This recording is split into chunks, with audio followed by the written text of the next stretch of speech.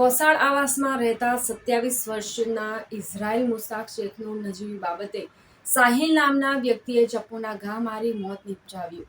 વધુ વિગતો માટે જુઓ LK સ્ટાર ન્યૂઝ ચેનલ.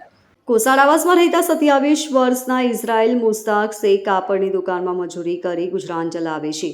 બુધવારે ઇઝરાઇલની પત્ની કોસાડ આવાસ પાસેથી પસાર થતી હતી ત્યારે આવાસમાં રહેતા મુસ્તિક ફારૂક પટેલ તેની પાસે જઈ મોબાઈલ નંબર માંગ્યો હતો અને આ અંગેને પત્નીને જાણ કરી હતી, જેથી સાંજે 4:30 વાગ્યાના અરસામાં મુસ્તિક પટેલ તેના મિત્ર શાઇલ શેખ તથા કારક સાથે કોસાડ આવાસના ગેટ પાસે ઊભા હતા ત્યારે ઇઝરાઇલ તેના મિત્ર અલી સાથે ત્યાં ગયા હતા અને મુસ્તિકને ઠપકો આપ્યો હતો.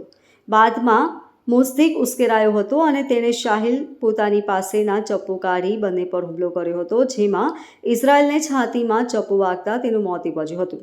શું ઘટના થઈ હતી? અમારા આળાને કંઈ H1ની ગેટ ઉપર બોલાવેલો, એ ઝઘડા થયેલો હતો. એમાં બે જણાનો વચ્ચે ઝઘડો થયેલો અને ત્રીજો આ મુસ્તરજીમ ઉર્ફે મુકો એ આવીને ચાકુ મારી દીધેલો છે. કઈ રીતે ઘટના બની છે? શા કારણે આ ઘટના બની?